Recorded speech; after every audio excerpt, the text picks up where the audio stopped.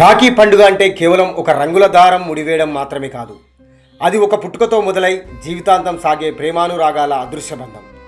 చిన్నతనంలో ఒక బొమ్మ కోసమో, చివరి చాక్లెట్ ముక్క కోసమో పట్టుబట్టి కొట్టుకున్న జ్ఞాపకాల నుంచి పెరిగి పెద్దయ్యాక ఒకరినొకరు నిశ్శబ్దంగా నిలబడి కొండంత ధైర్యం వరకు ఈ అనుబంధం ప్రయాణిస్తుంది. ఒకరి ముఖంలో చిన్నపాటి వాడిపోవడాన్ని చూసి గుండెల్లోని బాధను కనిపెట్టేది, ప్రపంచమంతా ఎదిరించిన నేనున్నాను అని భరోసా ఇచ్చేది ఒక తోడబుట్టిన బంధం మాత్రమే.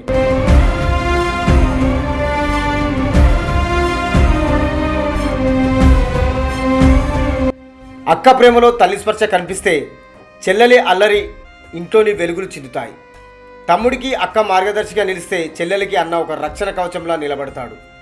కాలం పరిగెడుతుంది, వయసులు మారుతాయి, ఉద్యోగాలు, పెళ్లిళ్లతో దారులు వేరవుతాయి. కానీ రాఖీ రోజు ఆ పట్టుదారం చేతికి ముడిపడగానే చిన్ననాటి ఇల్లు, ఆ అమ్మ ఒడి, ఆ అల్లరి క్షణాలన్నీ ఒక్కసారిగా గుండెను తడిమేస్తాయి.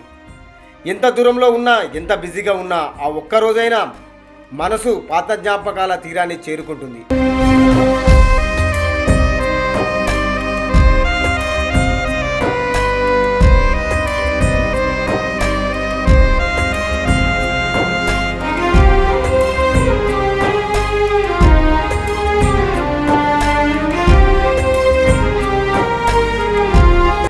ఎవ్వరికీ చెప్పుకోలేని బాధలను పంచుకోవడానికి, ఏ స్వార్థం లేకుండా మన నవ్వును కోరుకోవడానికి దేవుడిచ్చిన గొప్ప వరమే ఈ తోడబుట్టిన వారు.